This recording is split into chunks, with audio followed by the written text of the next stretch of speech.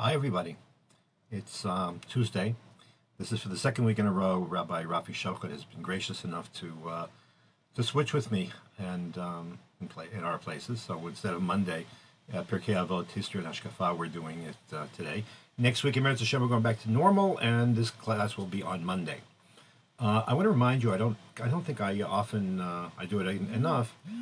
This class for over a year now has been sponsored and supported and broadcast by the Tel Aviv International Synagogue Daily Torah Study group, and under the inspired leadership of Rabbi Ariel Constantine. I urge you to join the Daily Study group.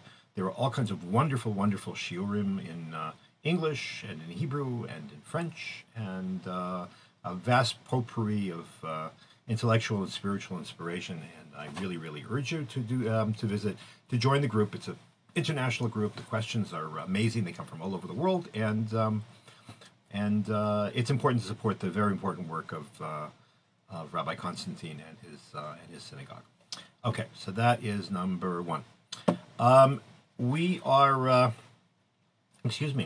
We are now proceeding through that same Mishnah. This is chapter 2 in Pirkei Avot, Mishnah 5. I think it's Mishnah 5. You'll know me by now that I'm not that great at numbers. Nope, Mishnah Dalet, Mishnah 4. It's one of these cases where every single line in the Mishnah has resonance and deserves to be addressed on its own. So the line that we're up to is, and we'll see in a minute, this is not necessarily the way it actually reads. Al tomar davar she'ef shar lishmoa. This is attributed to Hillel Hazaken, who lived at the end of the first millennia BCE and the beginning of the first millennium CE. Al tomar davar she'ef shar lishmoa shesofa lishamea. Don't say anything that should not be heard. That's the simple understand it. Or that people should not hear, or that it's forbidden to be heard. Shesofa lishamea, because in the end, it'll end up, the secret will out.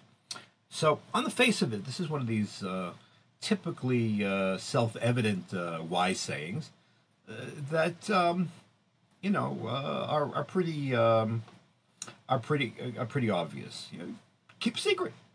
In other words, don't tell somebody something in confidence, or if you have someone tell you something in confidence, don't sit there and spread it around. You're not supposed to. If somebody tells you something in confidence, you're supposed to keep that confidence.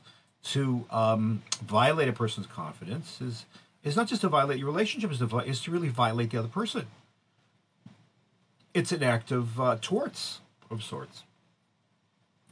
And in the end, there's no such thing as a friend of mine once put it, I can keep a secret. It's the people I tell that can't keep secrets.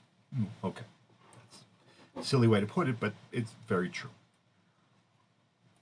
That's the self-evident, obvious meaning. What's striking is that it has been addressed and interpreted in so many different ways. And I've told you many, many times that many of the Mishnayot, many of the passages, many of the sentences in Pirkei Avot, as much as they are eternally valuable, and they reflect the mirror of the concerns of the commentators who made their observations about those lines. So, for example, one group of commentators clearly were reflecting circumstances in which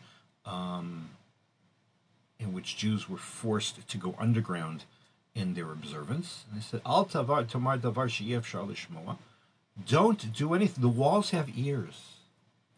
Don't do or say anything which could compromise the safety of other Jews. This would be relevant, of course, during the Shoah. It would be relevant during the periods of religious persecution, when Jews had to take their Judaism underground. Al tomar davar she'ef shar lishmoa. Be very careful about what you say, because at the end of the day, it may turn out that as innocent as what you are saying might seem to be, you may very well be betraying a confidence and betraying somebody's lives. There's that sort of line of interpretation of this statement by Hillel is often invoked when circumstances that the Jews found themselves were less than optimal, especially when they were under persecution of this sort or the other. The truth of the matter is, however, that even in less dramatic circumstances, it's a fact that different people they read the same words and they saw them as if they meant something totally, totally different. It's really, it's stunning what they come up with. So, for example, Maimonides says, "Al tovar davar she'ef efshar lishmoa." Don't say something which is impossible to hear or which one shouldn't hear. What do you mean impossible to hear? The Rambam here means don't say something stupid. You're not allowed to make yourself look dumb. You're not allowed to make yourself look immoral. You're not allowed to make yourself look impolite. Don't say anything which is going to reflect badly on you. If you're going to say something, say it with dignity. Say it with clarity. Say it in a manner. I think using profanity would come in here. We in our society we've turned profanity into some kind of a mitzvah, but the truth of the matter is that the proper use of language, as far as Judaism is concerned, is one which is incredibly careful. Not just in terms, we talked about extremes, but also very careful in terms of what used to be called clean language. The Talmud says explicitly in the beginning of Tractate Psachim, there's a statement that says that just to teach you how careful you should be in the way that you express yourself, that even though it's a dogmatic principle that the Torah form, I'm talking about here in terms of the Pentateuch, in terms of the Bible, expresses itself in the most careful and cautious fashion, and it never uses spare words, and it's always very, very sparing in the way it expresses itself, trying to cram as much information and meaning into as few words as possible. When it came to teach the average person that one should express oneself with what Gemara calls lashon nikiyah, to speak with clean language. Instead of saying that Noah was supposed to bring behemat meya, an unclean animal, it says behema asher einena tahora, an animal which is not pure. Now, of course, the Torah uses the word tmeya, but the point was, in this specific context, to teach us a different lesson. The Torah went out of its way to teach us al tumar davar she'i efshar lishmoa shesofo lehishameya.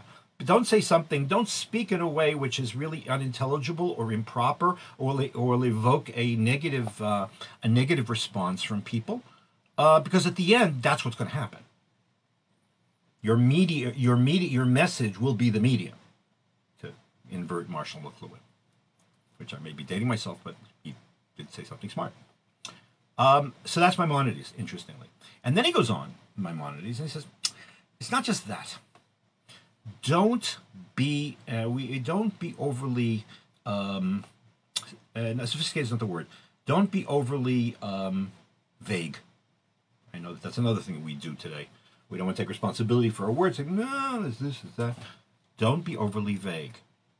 And don't say things in such a way that you're going to require an entire seminar of wise people to sit there and figure out what you said. Because they might get it wrong, and then they will impute to you things which you did not intend in the first place.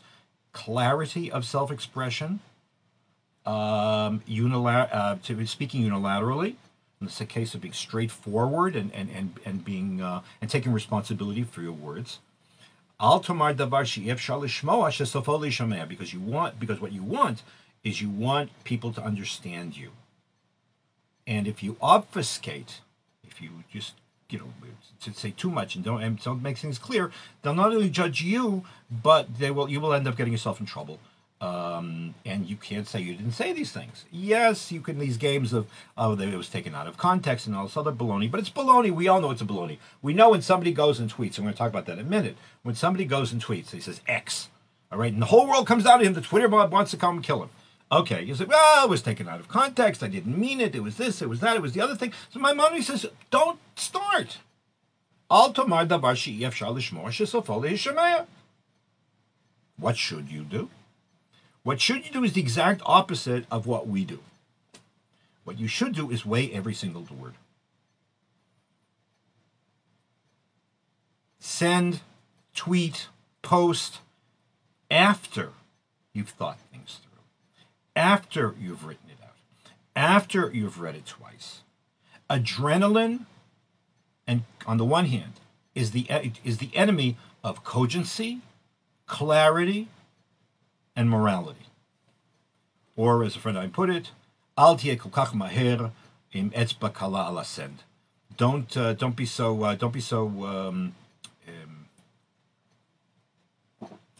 quick to press the send button, because once it's out there, you can never get it back.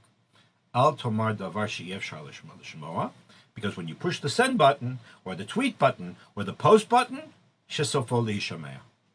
Once it's out there, you no longer have any control. It's like throwing a ball. You let it go, and there'll always be somebody with a, and you'll be responsible. There's always be somebody with a what's it called? A screenshot, who will, it'll come back to haunt you, and it's unnecessary. Al tomar davar she'ef shal lishmoa shesofo le'yishmea. And it's interesting. I'm quoting you medievals. So apparently, we think that we're such hotshots, that we live in the world of technology. But apparently, the problems of, flying off the collar, or shooting your mouth off, or speaking without before thinking, it's generic. We just do it at faster speed. Words are the only way we have to communicate in terms of ideas. Therefore, they really require that we respect ourselves and respect those who are receiving them. Of course, there's another. There are those who, for example, one of the Spanish medieval commentators mentions that, most of Pirkei Avot, as far as he's concerned, refers to Torah study. First, the Torah study. Not necessarily, Maimonides would have it, many of the actually Spanish authorities would have it, that the Pirkei Avot is actually sort of an ethical guidebook for judges. And that's the reason why. Why is Pirkei Avot? Pirkei Avot is all ethics. So why is it sitting there in the middle of Seder Nezikin? Seder Nezikin, that part of the Mishnah where you find it, addresses questions of law. It's about torts and civil law and criminal law and procedure and witnesses and courts and all kinds of what happens when judges make a mistake and on and on and on. What's it doing there? So Maimonides says, and then Rabbi Menachem Meiri in the 14th century says as well, no, the reason why it's there is because judges have to realize that they are not God, and that they are subject to the law, and they are also subject to ethics. And the ethics are not from within them, but rather they are imposed. They are what's called, there's a fancy word for you use it at a cocktail party, ecthonymous ethics. In other words, the Torah imposes an ethical system on the judges. The judges can't just sit there and say, well, it seems to me, and that's all there is. No. A judge has to balance his, at least in halakha, has to balance his insight and his judgment and his knowledge against standards that are imposed within which he is supposed to function. Again, it's supposed to lead to humility. One of the reasons why one of the major themes of Pirkei Avot is humility. So along this line, there are those who understand this line, this statement, Al tomar davar she'ef shal lishmoa shesofo le'yishmea. When you teach Torah, and you know what? We all teach Torah. It's not just rabbis. It's not just rabbaniyot. We all teach Torah. Everybody who is involved in Torah study will pass on to somebody else what they believe. and what they know. It might be, it might just be in a conversation. Whatever the case might be, we are all out there spreading Torah to the degree we can. So that this admonition is good for, yes, it's good for professionals, but it's good for every Jew who's interested in Torah. And I mean, I know it from being here, from living in Israel for so many, many years. You get different Torah from all kinds of places. You walk into a recently, I was in Netanya, and I walked into a hardware store. My kids were moving from one apartment to the other, and they needed bubble paper. So we're gonna get bubble paper. I don't know. I don't live in Netanya. So somebody said, "Go over here." Go. This guy. He has it. Okay. So I walk in, and okay. So the guy sitting there is a guy without a kippah, and we're talking about all kinds of stuff. And I noticed on the wall he's got a picture of Baba Sali, who was a famous Moroccan sage and mystic and saint, and a picture of the Lubavitcher Rebbe. I said, well, that's an interesting combination. Why do you have their pictures there? He says, well, he's Moroccan and he knew Baba Sali and so on. And he says, and also I go every week and I study Tanya with this Lubavitch rabbi in Netanya. And then this guy without a kippah, I would never have thought whatever, he's sitting there telling us all kinds of stuff over from the Tanya, which of course is the foundational text of Lubavitch Chassidut. By the way, I must tell you before this is an unsolicited ad, but I'm going to tell you anyways. Yesterday was the first anniversary of Rav Adin Steinsaltz, Zecher Tzadik Livracha, and among I heard his son, I'm proud to count among my friends, many Rabbi many, say that Rabbi Steinsaltz's goal was to place in the hands of every single Jew the 5 works, not books, but the 5 works that he felt should be in every Jewish home and should be required for Jewish literacy. So one is he did a Perush on all of Tanakh, all the whole Bible. He did a commentary on the whole Talmud, which is where the whole thing started. He did a commentary on the Rambam, on Maimonides. That's he did one on the whole Mishnah, which is just coming out, and on the Tanya. As Lubavitcher Chassid, he thought that the Tanya should be in everybody's home. Now the books have been finished; they're all published in Hebrew, and now they're coming out in English. So that those of you for whom Hebrew is still a challenge, although everybody should learn Hebrew or try, it should be available to everybody. Why? So why did I mention this? Lost my thought. Okay. Anyways. Oh, I know. So the point is that everybody should study. Everybody should share Divrei Torah. You don't have to be we'll see that in a minute. You don't have to be the world's greatest scholar to share Divrei Torah. Says Maimonides, not Maimonides, says one of the other Sephardic commentaries. However, when you teach, be sure you understand what you're teaching. Be sure that you have it clearly in your mind, you understand it, because you represent the Torah. You represent the Torah. Since you represent the Torah, you've got to make sure that at least you understand it to the best of your ability, because once you tell someone else, that will have ramifications. Al tomar davar she'ef shal lishmoa. Don't make the Torah look dumb, or don't say anything half-baked. Shesofo le'yishamea, because somebody's going to hear it. And then they're going to understand or misunderstand, and that can create misunderstandings. It can create all kinds of problems, and in fact can be in the cases of rabbis who make statements, and rabbis unfortunately make all kinds of half-baked statements, usually in public policy, and sometimes in terms of psak halacha also, because rabbis aren't help me, what's the word? I was going to say impregnable. Good. Rabbis aren't infallible. Okay, we don't believe in infallibility. There's no such doctrine in normative Judaism. And don't talk to me about Das Torah. We'll talk about another time, maybe. Human beings make mistakes, so at least try to prevent the mistakes, because shesofo lehishamea. There is a long term. You could, if you do davar she'efshar lishmoa, if you share Dvar Torah in the right circumstance, in the right way, so Foli Shemeh, you could do an incredible Kiddush Hashem. You could be transformative in another person's life. I just heard there's a podcast that's put out by the rapper Nisim Black, who lives, I think he lives in Beit Shemesh now. He used to live in whatever, with Amir Stoudemire, who's a basketball coach, famous NBA basketball coach. Both of them are Gerei Tzedek. And what was striking about the conversation on the podcast, the name of the podcast is The Deal. I highly recommend it. It's really very intriguing and very good. In which I think it was Nissim Black is telling Amir Stoudemire that he said, you're such an inspiration to me because I watched the way you studied and I watched the way you imbibed Torah.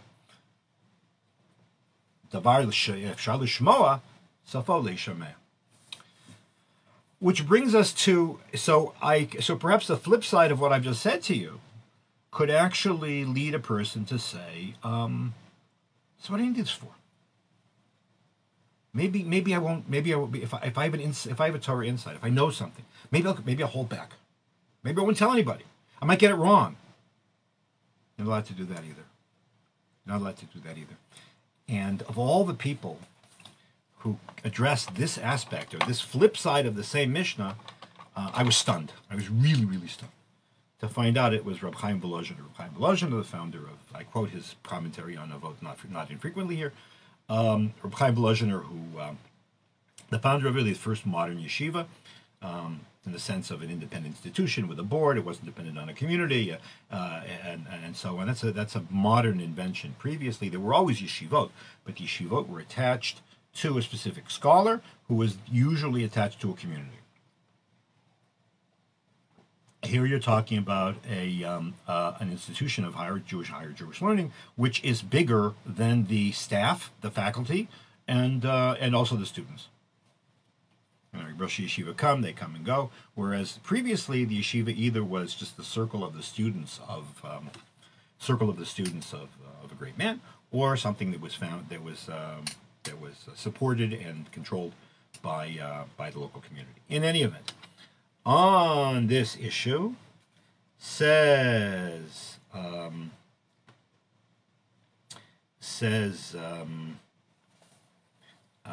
Chaim Volozhiner.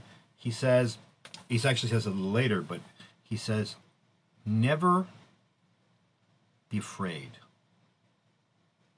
of studying Torah. Never say, I'm not worthy. Never say, I need to prepare myself. Never say, I sinned, I was a terrible person, I have to really get my spiritual health in order, and my spiritual head in order, and my soul in order, and I have to do all kinds of stuff to get myself ready. And then when that's all set, when I put everything in order, then I can sit and study. Says Reb Chaim Volozhiner, no, it doesn't work that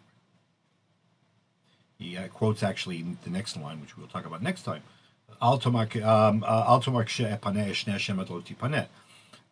say, I'll get to it. I'll get to it when I'm ready, because you might never get ready. Says Reb Chaim Volozhiner. He says, when you study, or opening a sefer, it doesn't matter which one, is the first step to recovery. Acknowledging that you need to learn is the first step to being a Talmid Chacham or a Talmidei Chachama. The act of studying Torah will by itself put you on the right path.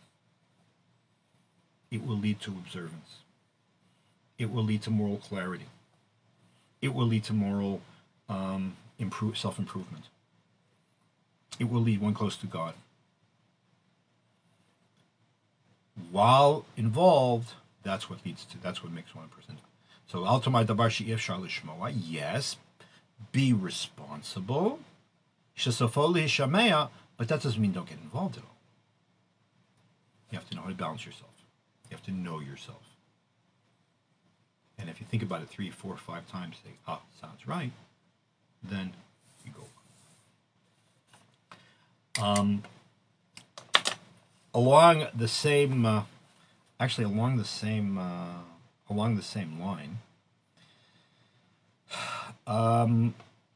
is a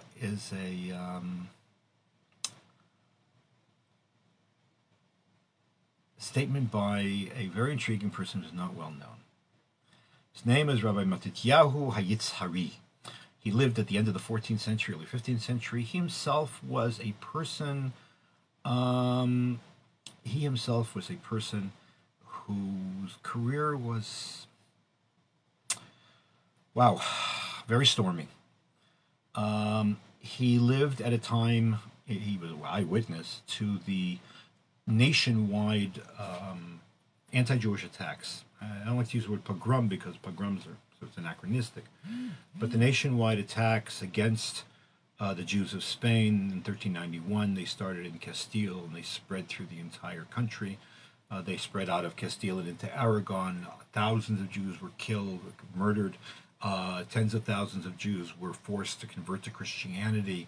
It really was the first step in the decline that led to the ultimate expulsion 100 years later of the Jews from Spain. I think I mentioned this last week. As part of the church's ongoing attempt to literally break the back of the Jews of Spain, the Pope, or the anti-Pope, I should say, organized a year-and-a-half disputation in the city of Tortosa in Aragon, during which he was going to prove to the Jews that actually the Talmud is a Christian document, and you can prove the truth of Christianity from the Talmud. That's for another. How that works is another is for another topic. But what he did was to basically round up the entire intellectual leadership of the Jews of Spain, especially of Aragon, keep them in Tortosa to debate two Jewish apostates, or one Jewish apostate and his supporters. This way, he kept the rabbis and the leaders and the educators out of circulation, while Dominican and Franciscan monks went through the countryside, whipped up the populace to riot against the Jews and to force them to convert. And there was no one, because they were all, effectively on house arrest and under house arrest in Tortosa, the Jews were sitting ducks. One of the rabbis who was kept under house arrest at the time in Tortosa was Rabbi Matityahu Yitzhari. It's another one who you might have heard of. Ended up becoming more famous. His name was Rabbi Joseph Albo. He wrote a book of Jewish dogmatics, in other words, the basics of Jewish belief, called the Sefer HaIkarim.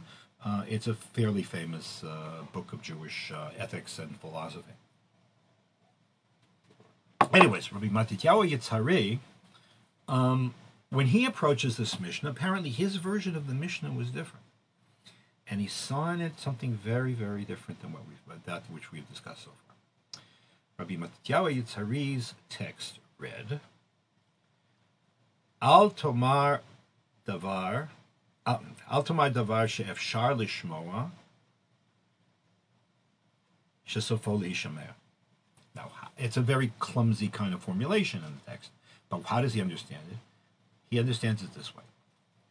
He says, there are people, efshar lishmoa, something which is understandable. He said, don't tell yourself that something self-evident. What do I have to study this for? What do I have to listen to this guy for? He's teaching me Aleph Bet. He's teaching me ABCs. Shesofo le'ishameya, somebody else will say it. Now, what could this mean? It could be simply an act of whatever. So you might think something is self-evident. You might be very smart, think something's self-evident. Say, I don't have to say that. But in the end, it might be something worth sharing. And in the end, somebody else might say it. In other words, you might get scooped. Don't get scooped. That's one way of looking at it. But that's not the way he understood it. He said, don't treat what other people have to say with condescension. Study from everybody.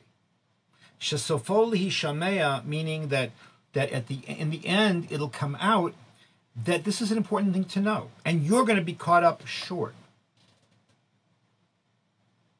Learn from everyone. Now, I know this topic has come up a lot. The enemy of Torah is arrogance. Because arrogance is a form of self-worship, and self-worship is a form of avodah zarah, and avodah zarah is a crime.